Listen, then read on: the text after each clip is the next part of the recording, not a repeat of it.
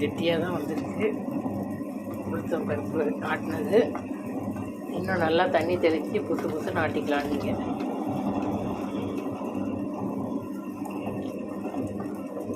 நான் தண்ணியெலாம் தெளிக்கல, இப்போ தான் தண்ணி தெளித்து ஆட்ட ஆரம்பிச்சிருக்கேன். இப்போ பாருங்கள் கிரைண்டர் ஸ்பீடாக ஓடுது பாருங்கள்.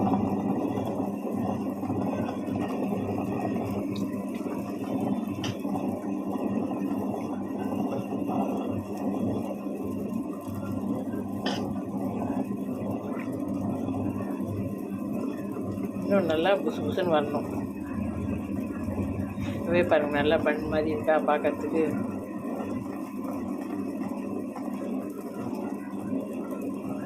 இன்னும் கொஞ்சம் நேரம் ஓட விட்டு அப்புறம் வழித்து எடுத்துக்கலாம். வடைக்கும் இப்படி தான் ஆட்டணும். அப்போ தான் வடை நல்லா புது புதுன்னு பன் மாதிரி வரும். எண்ணெய் குடிக்கணும்னா நினைக்காதீங்க.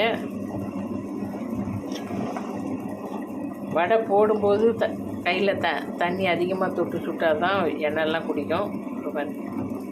முன்னை விட இன்னும் கொஞ்சம் வெண்ணெய் மாதிரி ஆயிடுச்சா.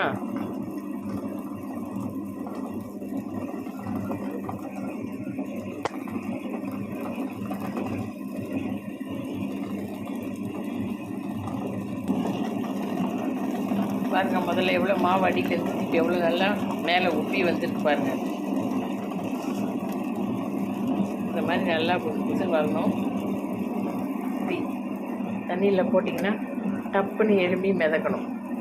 இந்த பக்குவத்துக்கு நல்லா நீங்கள் அப்பப்போ தண்ணி தெளித்து தாராளமாக தண்ணி தெளித்து ஆட்டலாம். ஓவராக தான் செய்யக்கூடாது. மற்றபடி ஒரேடியாக தண்ணியே இல்லாமலாம் ஆட்டினா கெட்டியாக வரும்னா நல்லா இருக்காது. இது மாதிரி புசு புசுன்னு வரணும் பாருங்கள். இப்போ பாருங்கள் அந்த மாவோட இந்த மாவு இன்னும் புசு புசுன்னு ஆயிடுச்சு. கொஞ்சம் நேரம் நல்லா ஓட விடணும் கிரைண்டர். பாருங்கள் இப்போ எப்படி எழும்பி வருது பாருங்கள் மாவு. இந்த மாதிரி ஆட்டினீங்கன்னா உங்களுக்கு வடைக்கும் நல்லாயிருக்கும். வடையும் பாருங்கள் இப்படியே எடுத்து இந்த மாதிரி இப்படி எடுத்து இப்படி ஓட்டை போட்டு போட்டுக்கலாம்.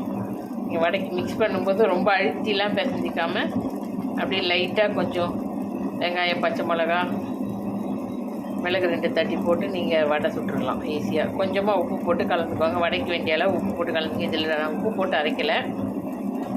உப்பு போட்டு அரைக்கக்கூடாது பெரும்பாலும். மாவு உப்பு போடாமல் அரைச்சி எடுத்திங்கன்னா நல்லா இந்த மாதிரி புசு புசுன்னு வரும் பாருங்கள். எவ்வளோ நல்லா எழுப்பி வந்துருக்கு பாருங்கள். இப்போ நான் இதில் வடை சுட்டும் காட்டுறேன்.